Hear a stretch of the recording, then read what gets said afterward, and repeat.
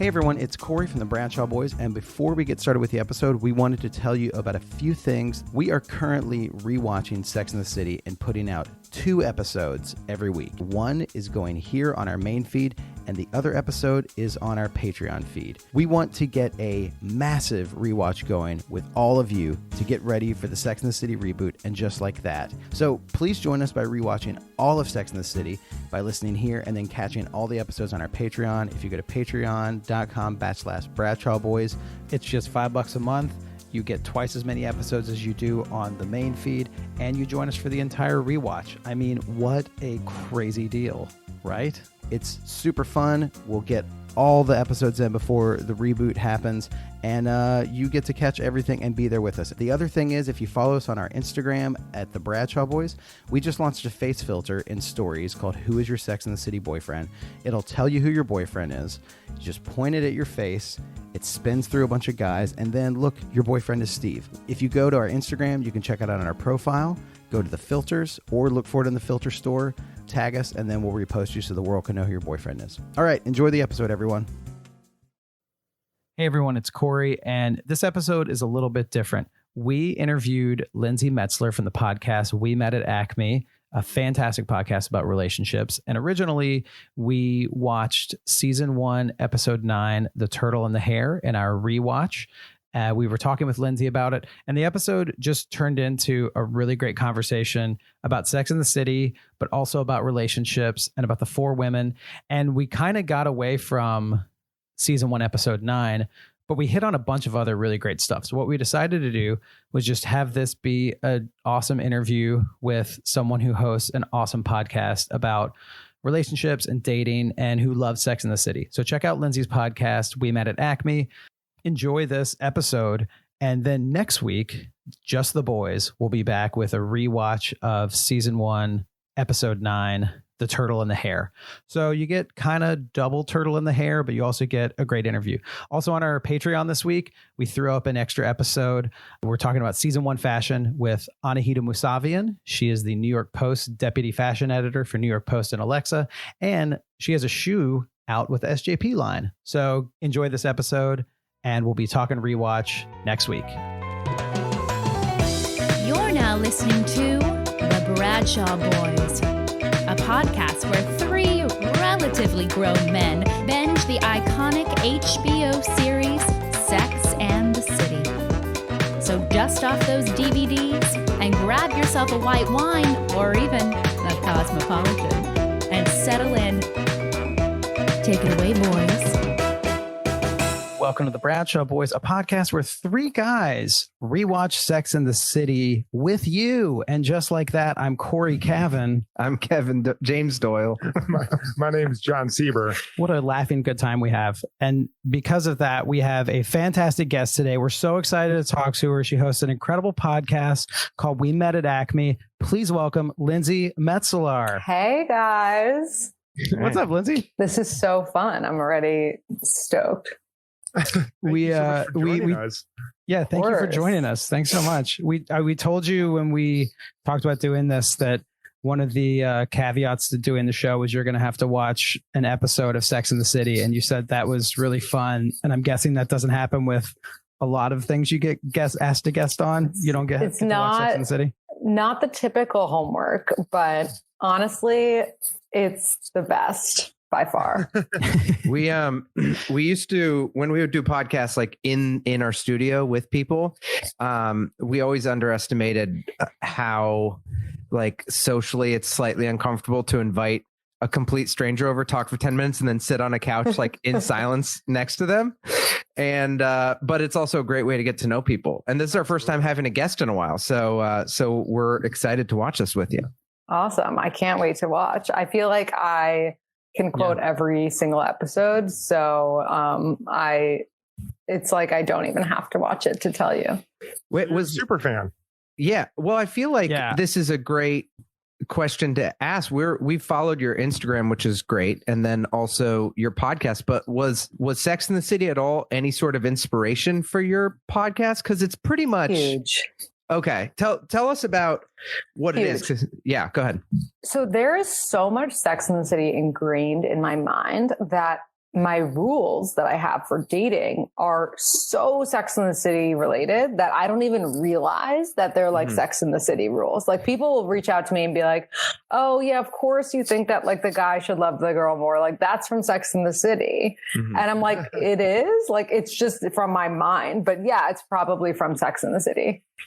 That's awesome. When did you, okay. And you're, oh, go ahead. I am, You're from, yeah. Are you a native New Yorker? Okay, cool. So like, I feel like that's almost like double Sex in the City because you have probably like, there's probably things that go on in that show that you may remember from like either being a kid or like just at like when you were a teenager that had just gone away or something like that. So I think that I feel like it seems like the show's probably very ingrained in just totally. Actually, I have to ask you guys, who's like the Carrie, who's the Miranda, who's the Samantha? Like, I hope that you guys have kind of discussed this already. Yeah, I think we have. Yeah. Do we want to, we've answered this question before by answering it for each other. I guess we could do it for ourselves. I'll just do, when we've done it like so many different ways. I think that I am probably, very part Carrie, probably like 50 to 75% Carrie. All my jobs in New York have been in media, and I've like always, I've worked in buildings that Carrie Bradshaw has worked in before. So like, and then, I mean, I went shoe shopping today, so maybe that says something. They were for hiking boots, but you know, maybe. But yeah, Carrie, and then I think probably a little bit of Charlotte, I guess, just because I was like raised pretty traditionally, and so I've attended an Episcopalian church, so like that lines up. So yeah, I always tell people I've gone on dates where girls like have found out that I do a Sex and the City podcast, and they've been like, so what are you? And I was like, this is so uncomfortable. I usually say I'm half Charlotte and half Samantha, and they're like, those are like totally opposite. And I was like, I know, that's like that's like the struggle that I've always been working through. Right. I grew up in like a probably Christian background, like growing up, and then also dealt with some Samantha issues. And I think I'm a loyal and good friend as well. So that's fair. That's fair. I love it. What about you, Jon? I think I'm pretty much just a Miranda through and through. Yeah, I mean, I think she's a little bit more pessimistic than I am. I am a very optimistic person. Right. But I think logically, her and I probably work through problems in a similar way. And Cory and I have had like our moments where we've chatted to each other, and he's like, I need your Miranda brain. And I'm like, I need your Carrie emotion. I think that's usually the way Jon described that was very kind. It's usually me calling Jon or texting Jon saying, are you around in 20 minutes? I have a problem I need to work out. I need your logic. And what about you? He accepts my emotion with a side of grace. I have a question. So yeah, what about you? If you asked me like 5 years ago, I would say I'm half Carrie, half Samantha. But I think as time has gone on, I would say I'm half Carrie, or maybe like 70% Carrie, 30% Miranda. Because I'm just like, like not about the pessimism, but just like about the realistic, expectations of life. What part of you shed that Samantha? Was it just getting older? Was it gaining perspective? Yeah, I think getting older, and like the thing with Samantha is like she's so multidimensional, but like the reality of her is that like, she also like wants to be loved, and she also wants to like find someone. And I think Samantha is all of us when we're younger. And as we get older, Samantha's like avoidant attachment, and like, Carrie and Miranda are like more secure attachment. Well, I don't know how secure Carrie is, but I love that. I love like that you're already delving into like attachment avoidance styles. This is going to be so much fun because like I think all three of us have actually read a fair amount of like relationship counseling stuff or just like relationship therapy stuff. But I know, and this is actually a great segue. Like I know that your podcast deals with a lot of things. One of the greatest things that I think that you guys do is that on your Instagram, one of the great things you do is that you have these stories that are these polls, and you ask questions to your listeners, and they are so great. They'll be like, 3 dates in, 3 days. Someone wants to go away for the weekend. Is that a red flag? And then people just answer, and then you answer it. But like, how would you describe your podcast and what We Met at Acme is and does, and how it deals with it's very much a millennial dating podcast, and just like a podcast that's shedding a light on the things that people want to know about but don't talk about. So similar to kind of the way that Carrie writes about these taboo subjects and asks these like open-ended questions, We Met at Acme is kind of doing that in a different kind of more virtual way, like with the poll questions, and taking a lot from our followers and listeners and kind of talking about what it seems like they want answered. What's Acme? Is it a bar? It's a bar. It's a bar on the Lower East Side. It's been closed through the pandemic. Who knows if it will reopen? But there was a moment where it was like, one of those like Sex and the City. Like if Sex and the City was in 2018, Acme would have been one of the spots they went to. Gotcha. I always think it's like where Wile E. Coyote gets his firecrackers from. Yeah. It's also that. That's the thing. It's whatever you want it to be. Yeah. Yeah, the drink, the least popular drink special is the one where they push a giant 3,000 exactly of the night, and then you wake up hungover and flattened. Well, wait, I'm sure people have asked you this before. What is the significance of We Met at Acme? Did you meet someone there? I didn't actually, but I do know a lot of people who did meet at Acme, and it was the place to kind of meet someone, like, whatever bars they had in Sex and the City in the 90s and early 2000s. It was like the same kind of vibe. Like it was one of those where like you go to meet like that, well-to-do person. Old time New York clubs, it sounds like. How you engage and answer questions that your listeners and followers are asking you. Do you have like sources that you go to? Do you just pick it out of your brain?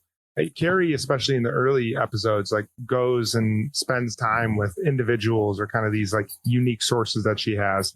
Do you have a group of curated people that you've gathered in the course of your life that you like will ask questions to?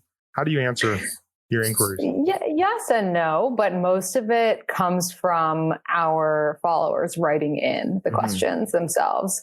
And so it's funny because it's like with Carrie, like she'll like hang out with like Miranda and her new boyfriend, and then think that I don't know, I'm making this up, but like think that like they have a weird relationship because, he's always bringing up his ex, and then she'll go home and she'll be like, is it weird if your friend's boyfriend is always bringing up his ex? And I'm like, how is Miranda not mad at her for like blowing up her spot on a newspaper, and so it's very similar. Like I do that. Sometimes I'll take like my friend's situations and I'll be like, is it a red flag but only with their permission.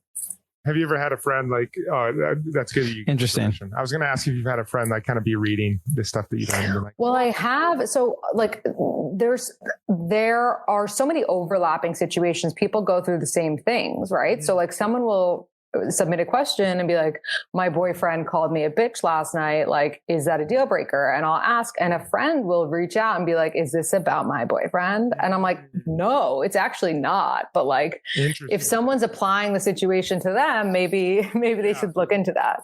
You're like, it wasn't about you, but look at the polling because you should. 80% of people said you should dump him. Right, exactly.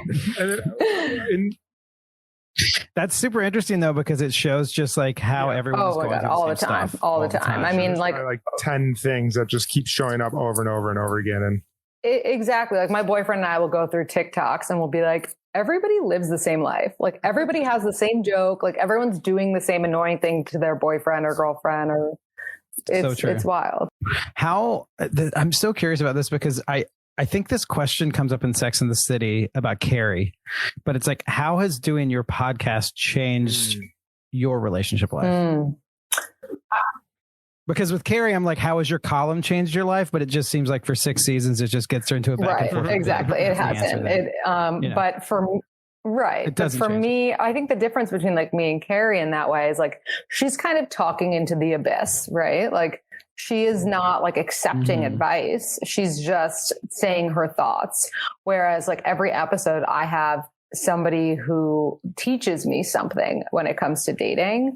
And for that, I feel like my perspective has been like really rounded when it comes to dating. And I'm making like better decisions as I learn more about, you know, what are deal breakers for other people and so on and so forth. But I feel like that's the one thing with like Carrie and Big, like no one ever was like on her podcast, right? Talking to her being like, I think that this guy's like not really treating you right. You know, like no one like really said that except for Miranda, and she didn't want to hear it.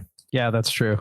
Outside of like technology but like in a substantive, emotional way or the way relationships are, what do you feel like is the biggest difference between like the dating we see on like Sex and the City or like modern millennial dating problems that have been like, what are like the differences besides just like, well, we use apps now, you know what I mean? Like, It's so funny. Like, I actually don't think that things are that different. I really don't. The only difference is how technology has changed, like, as you mentioned. And I think just how they can get in touch with you so many different ways, and like social media, like for example, like in Sex and the City, they were like, well, if he's not calling you, he's not interested, you know, like, you know, it's not like they could text, they couldn't even text. Right. And so I think now it's like, well, like if there were a modern Sex and the City, it would be like, well, did he like respond to your DM, but like he didn't text you directly, but like he Snapchatted you? Like there's so many different ways to I think be confused. And so that is like the main difference. Like, I don't know how modern Sex and the City would navigate all of those different channels. Yeah. And that's the same as what it was 100 years ago, because they'd be like, he's definitely into you. He wrote you 40 letters while he was away at war. Right. Exactly. Like Turtle in the Hare. What an episode. What an episode. Bernie T. Classic. All the hits. I wonder what supplement he was taking. What was he taking? I know. They make his breath smell. I feel like, I don't know. I feel like there was a moment where Ginger was, you know, just like... Yeah, but Ginger doesn't make the breath smell. I feel like it was... Oh, sorry. I meant ginseng. Oh, ginseng. Okay. Yeah. Perhaps. I'll tell you what, I take a fair amount of supplements when I'm like going full on diet mode. And there's like this like a super veg power green drink that I take that just like... I know it doesn't smell good. I know it smells awful. Plus, if you're rocking like the protein shakes, you can get, you know, the protein burps don't smell great. So... I don't know. Maybe he's just getting juiced up. Do you think he was getting juiced up? He didn't look super juiced. I don't know about that. I think that he was more into just weird food. He seemed like a weird food guy. Yeah, I would agree. What would you say if somebody wrote in, if this was a documentary and someone was on or off with whether they should stick dating Bernie Turtletop, what would your advice to them be? Ooh, that's a great question. I'm a huge fan of his personality, but there definitely are some red flags there. So go ahead. Yeah, you go ahead. Well, how come you're a fan of his personality? Let's unpack that. What does it do for you? He goes after it. He doesn't like get down. He doesn't mope. I like the moment that Samantha, I'm sorry, I'm just totally speaking over you, Kevin. No, I like it. I'm a fan of his personality. But I like that when Samantha left, he didn't sit there and mope and cry about it. He just got right back on the saddle. Leaned over to the other. Fair. He's definitely an optimist. He definitely shoots his shot, which is awesome. I think that he's the kind of guy, though, that you're like, you know, he's the fixer-upper. So it's like, do I want to be with a fixer-upper, or like, should I just find someone that's like already fixed up? But when you when you buy like a shitty house and you fix it up, it becomes your dream home for the most part. And then you're just like, this is great. I have all the things that I wanted. Where if I would have just like bought a normal home that is already fixed up, there's like a leak here, there's a cabinet here that I don't love. But when you buy a home and fix it up from the ground up, it's perfect. That's a really good point. But deep down, you'll have insecurity because you'll know that you had to change this house to really love it. That's extremely valid. Maybe I think there's. Does that go to houses or relationships or both? I think it worked on two planes easily. I think that he is the type of person, and this is why there's a lot of characters on the show that we like ironically, and then when you unpack it, you're like, okay, we like them for real too. But I think he's the type of character that you really, really want to see find someone who loves him for who he is, and not someone who, because obviously Samantha shouldn't be with him, but it's like there's so many worse guys that you like that this guy like really doesn't have any. He just needs to find the right fit. He needs to find someone who's like head over heels with him and doesn't have the thing in the back of her head that's like, this is my fixer upper. And I hope that this fictional character finds that. And actually people like that in real life, I always have like a soft spot in my heart for people like that. You're like, they're so great. I hope they find love with the right person, you know? Yeah. And I think he will. I mean, thanks to Samantha, he has some good clothes now, you know, like I'm not worried about him. Yeah. He looks great in helmet laying. I have a question. He does. I have a question about self-awareness. Do you think someone knows when they are a fixer-upper? Like, it just at a point in their life? Do people know when they're at a point where they're...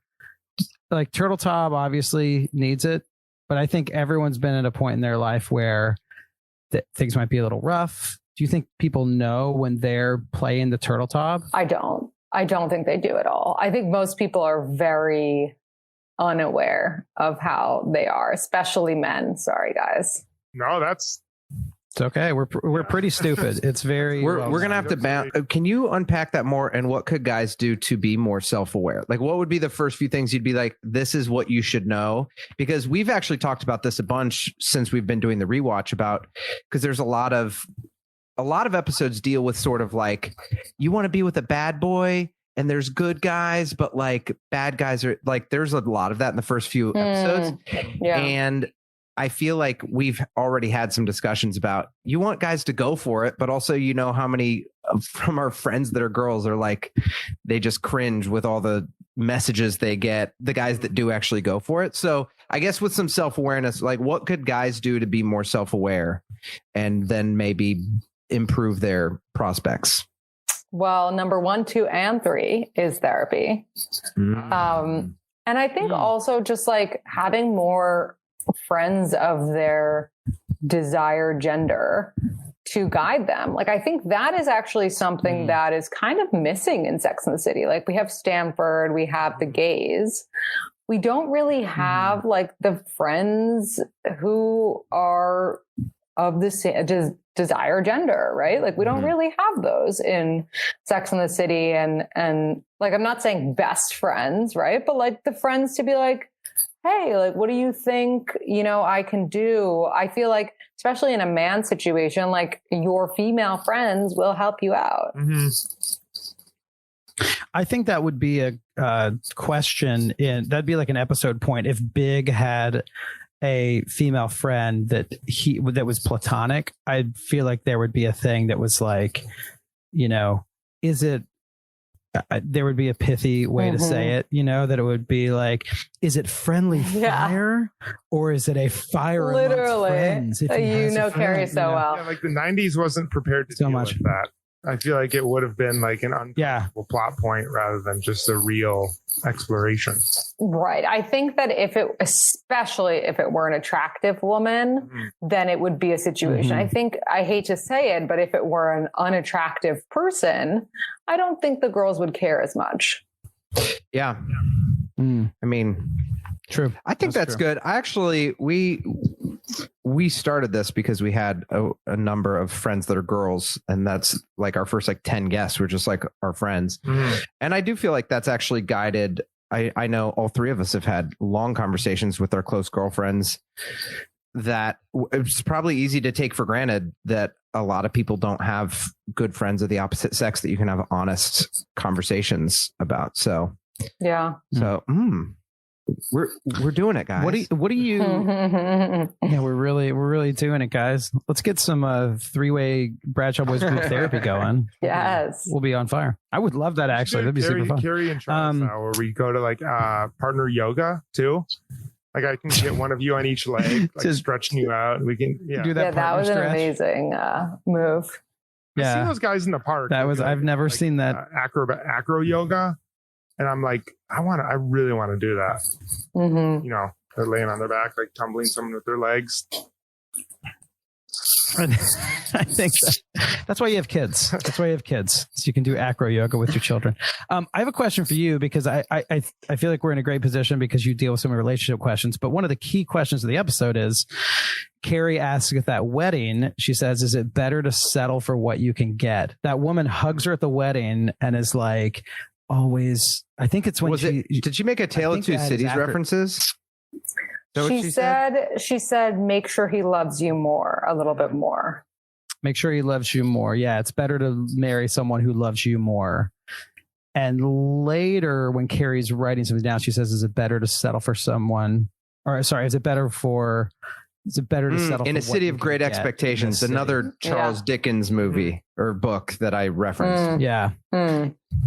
Is it better to settle? Is it better to settle for a tiny town? That's what she's asking. Yes. You want to settle? And I think the answer is yes, but not in that way. And I'll explain what I mean. Like the way that Carrie wrote it, it sounds bad. Like it sounds like you lost, right? She's like, is it better to just like settle? Is really what I'm hearing from that. As opposed to like, is it better to be with somebody who really, really loves you? And the answer is yes to that, you know, like, absolutely. I think especially as women, like I was taught by my grandma to make sure that the guy like loved me a tiny bit more. But I think the point that's missing there is like, make sure you're also super into them, you know? I think the woman, and I forgot her name, but the redhead, you know, she was kind of more like, just find someone that loves you, you know, not like find someone that loves you a little more, but make sure you are really into them too. And I think that's like the part that was missing there. And that's why Carrie was so turned off by hearing that, especially as someone who's like chasing big at the time, and like kind of falling on her face in a lot of ways. That was the opposite of like what she wanted. Carrie loves a challenge. And so hearing that, she was like, wait, all this time, should I just like have dated, you know, every guy from the first couple episodes who was into me that I wasn't into? Yeah, I think also too, like when you get older, you settle like you it's two different words for settle. There are two different definitions because you literally settle down. You like find out some things that are more important that like, you know, like certain like physical things or certain like sex things. I don't know, Cory, what was that thing you said you want someone to like churn butter with or that book you read? What's that dumb book you read about butter? No, I'm kidding. No. I was trying to go along with you in whatever joke, and I thought it was going to be like a weird butter sex churn joke, but you're talking about the which was that I read. No, they say that you want to find someone to stir the oatmeal with, which means do the daily chores of life, which is like raising a child, doing taxes, but also being like, it's Saturday afternoon, we don't have any like amazing plans. Let's like go to the park and hang together. Yeah, like and I think people find that at different times, but I do think that there doesn't make good TV. Like that's like, totally an HBO show of just seeing Carrie. I mean, we even saw that in the second movie when they started to slow down a little bit. She wanted to go back to the crowds and out into this fancy restaurants and missed all that. So right. All Big wanted to do was stir that oatmeal. She wasn't down for it. But you want to find, I think sometimes hopefully most people's preferences mature in some way so that you're interested in more lasting things than, you know, I mean, everybody in their 20s, in their 30s and 40s want different things than when you're in your 20s. So yeah, but I think, Kevin, you have a really good point, which is that like settle to to at least like this episode of Sex and the City is like almost like a dirty word. Mhm. You know, it's like a shameful word. When you're right, it has two total different meanings. And I think settle is like threatening to Carrie because she's like, I don't want to have to give up X, Y, and Z. She doesn't think of it as like, you know, what it is, what, like, you know what I'm trying to say? It's like, it's not that scary, but she's making it super scary. Yeah. Well, I think we're friends. I think in our culture in general, and suburban environments too. Like I know a lot of my friends who are not in New York City kind of settled and slowed down a lot younger than our average friend group here in New York City. I mean, we're in our late 30s and still there's a lot of people who are still single, a lot of them by choice, who are just trying to, you know, enjoy their lives and live their lives, where my friends from the Midwest, they settled down a lot sooner, a lot quicker. Their goal was to start a family at a young age. Right. It's an interesting concept. My son's going to be 2 when I'm celebrating my 80th birthday. That's the goal. No. Oh, no. My friend said, she was like, if you wanted, you could be a cool older dad. And I was like, there's no wanted about this. Yeah. I am going to be a very older dad, you know, like, and, which is fine, but that's like the choices you make, you know. Yeah. I think as far as her and Big go, that's what makes this series still interesting to talk about, which is like, he's this guy that it's like, I don't know, they're always on this on and off thing, but could we since we already watched the entire series and there's no more spoilers, could we go through some of the top relationships and like run them through a We Met at Acme lens and like get some advice or commentary from all the big relationships? Great idea. Well, I guess we'll start with like the biggest one, which is Carrie and Big. Yeah. And especially in the turtle and the hare, like I am full on cringing for Carrie. Like she really doesn't play it well. And like she has her moments where she does, but her heart is so on her sleeve when it comes to Big. And we all know that Big is the kind of guy that like you have to play a game with, you know? And so it's like, what can I ask you why you say, like, what are the indicators that lead you to say something like that? Because Big is like, I don't want to get married. Yeah. And now she's like, well, how do I get him to get married if he says he doesn't want it? Like, it's always like a puzzle, you know? And so I would say like Carrie is really the story of the exception girl or woman who holds on this like crazy ride. And somehow by the end of the ride, he's tired. So he's like, all right, let's like lock it up, you know? But is that like my ideal love story as a woman? Not at all. Right? Like not at all. I don't want to have to like convince a guy to be with me. I don't want to have to be with a guy who like, just because my friend is like, marriage is hard, he's like, I'm not going to do it. You know, like that's like, who wants to be with a guy like that? So I'm not like, do I want Carrie to end up with Big over like Petrovsky? Obviously. But like, am I happy about it? No. And like, is it flawed? 100%, because she ended up like hooking up with, was it Aidan or Berger? Aidan, right? Yeah. In the second movie, she makes out with Aidan. Yeah. So it's just like, this relationship is not my, like, it shouldn't be anyone's ideal relationship. And she does hook up with, it's interesting to say that because she does kiss Aidan when things get boring. Like she has this weird, like anytime where there's not drama, she creates it rather than just like stirring oatmeal with this person that you care about. That's like, let's be committed and it'll be boring, you know, like. Right. And I think that's like, if my therapist was therapizing Carrie, like she would be like, the reason that you're attracted to Big in the first place is because he's like never going to be fully in it. Because like once he is, you're not going to be into it. And that's exactly what happened. Yeah. What about Charlotte and Trey? Well, I was actually going to talk about Charlotte and Harry, which is my favorite relationship. But I will say Charlotte and Trey are just like, you know, typical like mismatched. Like he's like a mama's boy and like has some serious mommy issues. And, you know, he's like, she liked the idea of him, like way more than him. And then, but like my favorite couple, and I think everyone's favorite couple, and I'm curious if you disagree, is Charlotte and Hare. And I think like, I almost like got the chills saying that, because it's like, Hare is the guy I described. Like Hare is the one who like loves her a little bit more than she does, but she still loves him so much, you know? Yeah. And that's like the ideal. Yeah. I think it's true. Like the stuff that Charlotte had to get over to care about him with like the Judaism stuff, or the fact that I think she talks about how he's bald, or how he just has the cream cheese. He's always sweating and he's sitting down and stuff.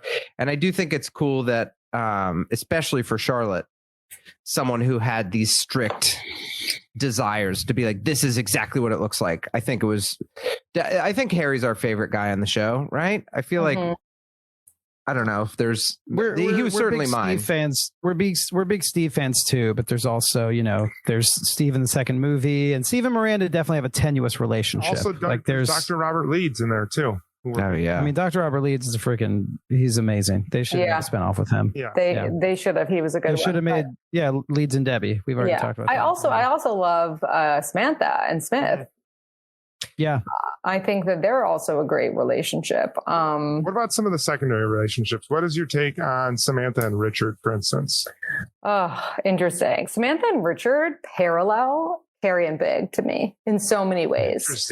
Interesting. Like Samantha just wants to be Richard's number one, just like Hare wants to be Big's like number one or only one. And I think, you know, God, that's so true. Like Samantha is like mystified by Richard because he plays her own game way better than she does. And he doesn't have that like deep down emotion that she does and is always hiding. And so he wins like time and time again. He's like a narcissist, and she's like a wannabe narcissist. I would love to hear your thoughts on Aidan and Carrie, because there's a lot of people who are big Team Aidan fans. There's tons. JP, if she was Aidan or Big, she, you know, we were thinking, we weren't sure what she would say, but you know, there are people who are Aidan fans. So Sex and the City movies aside, Aidan's a good guy. He's a good match. He's a good catch, but he's not Carrie's guy. Like he's just not like, it's like when you put like the, you know, small town boy with like the city girl, like it doesn't really work. It's like the question of like, should you be with your opposite or should you be with someone more similar to you?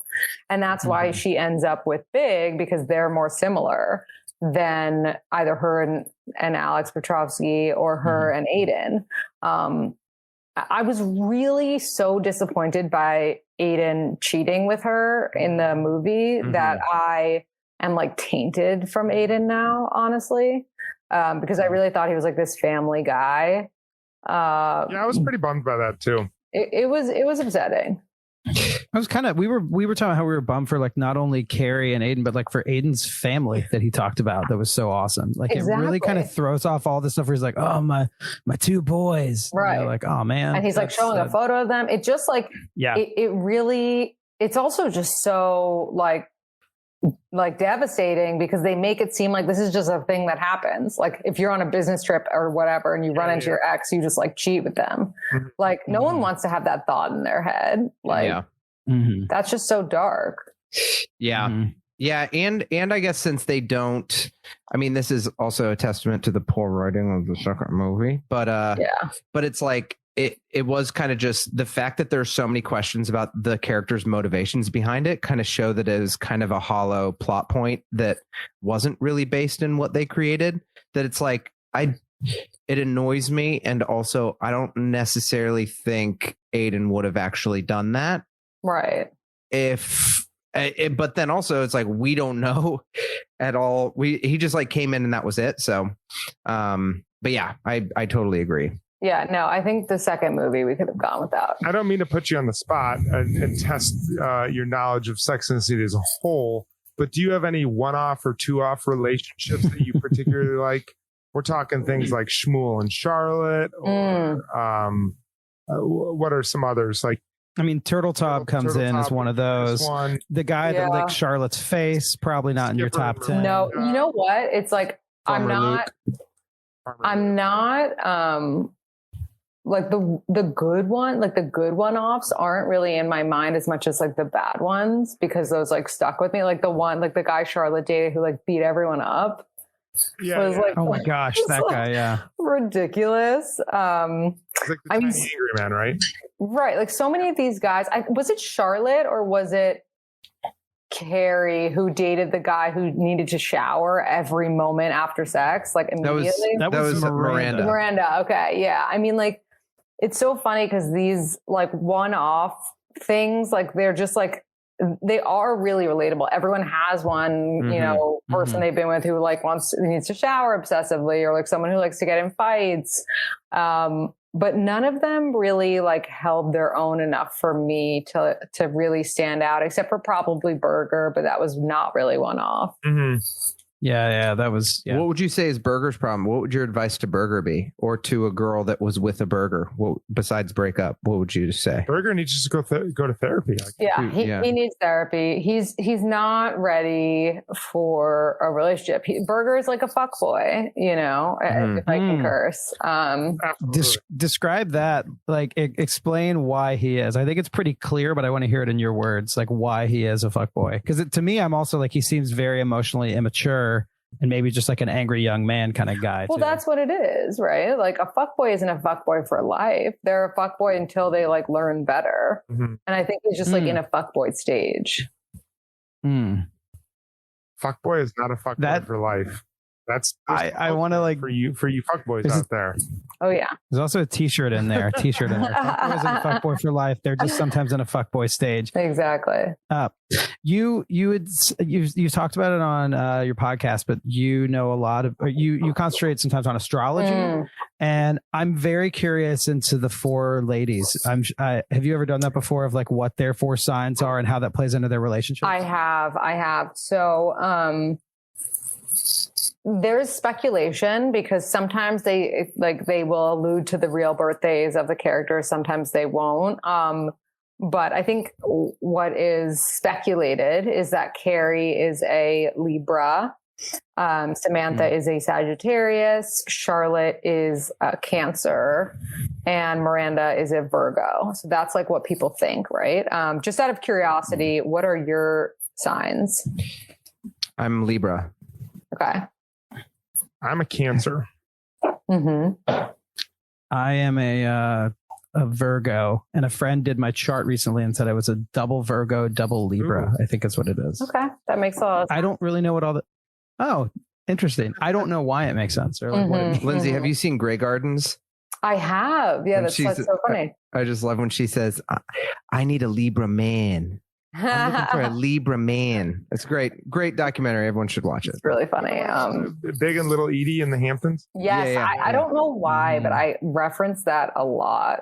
It's such a great movie. Like every time I'm like home too long for the weekend and like not leaving my house, I'm like, I'm Grey Gardens. Yeah. Totally. but yeah, no, I think that, you know, the reason that Carrie is pinpointed as a Libra a lot of the time, and by the way, Kevin, I'm a Libra as well, so I'm allowed to say all of this, is that she is like super indecisive when it comes to like little things. You know, she's always like weighing her options. She is charming. She also likes a challenge, but she is like, she loves love so much that like she's looking for this like crazy story, as opposed to like the mundane of it. You know, she's looking for this like sweep me off my feet romance. And I think that didn't work out with Alexander Petrovsky, who's a Scorpio, because he was like so intense and like introverted and annoying, and she was like, I want it to be about me. Like when they're in Paris and she doesn't go to her like book sign, that was like devastating. Yeah, because like we know Carrie and we're like, how, I can't believe she had this opportunity that she would have loved to like go to this place and be celebrated by these like beautiful French women, and she didn't go. And so that's like Carrie for sure. I think Miranda's a Virgo because she is super realistic. She is, you know, as we know, she's pessimistic. But she's also like really not afraid to like tell her friends like that's a bad idea, or don't do that, or don't do this. And she's not romantic. She doesn't like say like I love you all the time. She's more of like an acts of service person, and she's like more loyal and like shows up for her friends. And I think that Steve is a Pisces because they're like opposites, and he's like more of like the dreamer and like the head in the clouds, and that's like why they work. He like needs her to like bring him back to life. I think that Samantha is a Sagittarius because she likes like freedom, and she likes independence, and she likes to like do what she pleases and call the shots. But like, again, deep down, like, it's just like, it's like a mask for like just someone who really wants to be loved. I think that Samantha is a Cancer because she like wants to be married, and she wants to like be a person of the home in so many ways. And she wants to create this family, and like, yeah, I don't know. Cancer is just like a sign that like loves doing all of that. I mean, Jon, like it makes sense because you said you're married. Like it's just like, that's what I think a Cancer wants deep down. It's just like that family life. That's so interesting. How did you start? Yeah. I'm just curious. How did you start getting interested in the horoscope and relations in the first place?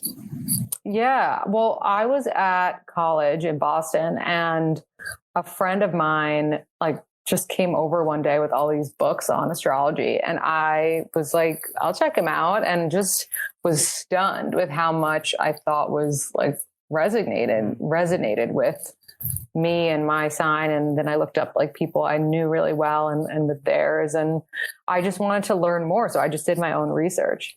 That's so cool. There's this book that girl I went on a date with showed me, and it was just like a whole profile for every single day.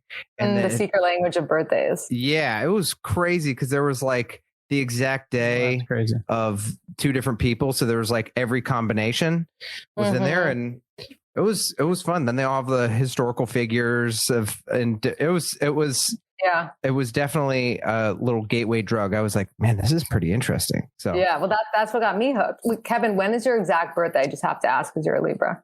October 13th. Okay. What's yours? Cool. I'm September 28th. Okay. Oh, I'm like right on the bubble. I'm September 10th, but I'm a Virgo. When's the cutoff? The cutoff is September 23rd. Wow. You just have that stuff like right off the top of your head. My wife is October 18th. Is she? She's Libra. Libra. And actually, my boyfriend is a Cancer, so I guess Libra Cancer is a good match. It is a good match. It works well. Yeah. At least I think so. Let's cover, because I feel like last time we didn't cover it at all, and I feel like besides the last time we just like made a few like rabbit jokes and then moved on. But do you have it like with your podcast? I don't know, like I don't want to like force you to like answer anything, but it's like we need to talk about the rabbit. We need to talk about girls and sex toys without being just like three guys being like, oh, it is awesome. It's not that, but it's like it's pretty revolutionary to not just say like reference to like, oh, I'll have some me time, but to go into the specific sex toy, which then I think probably is now iconic and blew up. But yeah, I don't know what the question is. I just want to make sure we cover it. No, I see where you're going.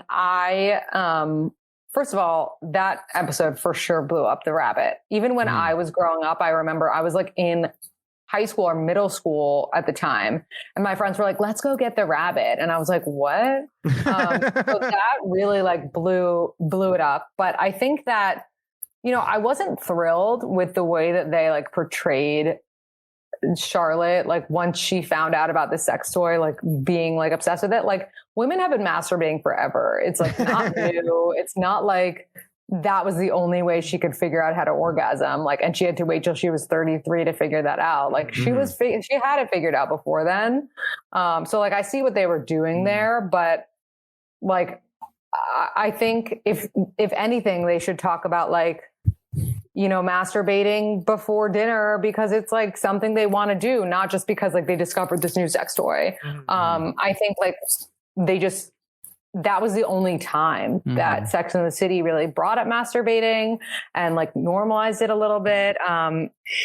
But every woman more or less has a vibrator, and it's so normal. And it's like, that should be more of a normal thing as opposed to like, oh my God, we have to save our friend from masturbating all day. Like, no, if she wants to masturbate all day, she'll fucking masturbate all day. Who cares? That was like eighth grade me during spring break on MTV. Summer's off. Just totally. Also, like I rewatching that when they went to like save Charlotte from masturbating and they picked up her vibrator with their bare hands. Yeah. Yeah, I was like, "Are you guys good?" Also, like my Corona brain was like, "What is going on?" Yeah. Like that was so unsanitary. I do think there's seriously.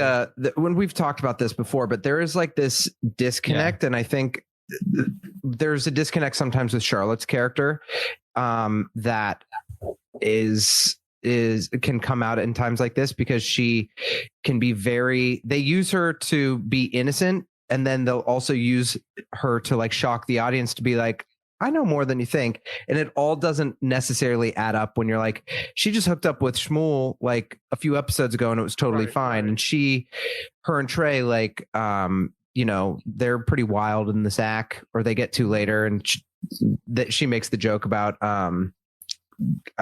like whatever, the butt stuff, doing butt stuff with them.